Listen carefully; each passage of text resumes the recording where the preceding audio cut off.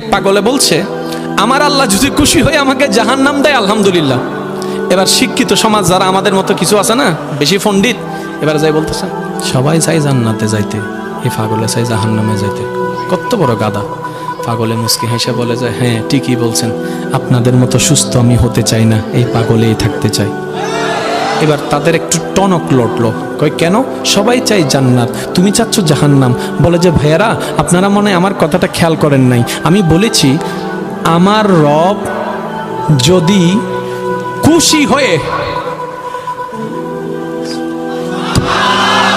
আমার রব যদি খুশি হয়ে আমাকে জাহান্নাম দেয়, আমি সেটাও নিতে রাজি। বলে যে এখনো বুঝলাম না। পাগল বলে জ্ঞান দিয়ে রবের বিষয় বোঝা যায় না, দিল দিয়ে বুঝতে হয়। আরে শুনো, রব যখন খুশি হয়ে যাবে জাহান্নামটা জান্নাত হয়ে যাবে, রব যখন নারাজ হয়ে যাবে জান্নাতটা জাহান্নাম হয়ে যাবে।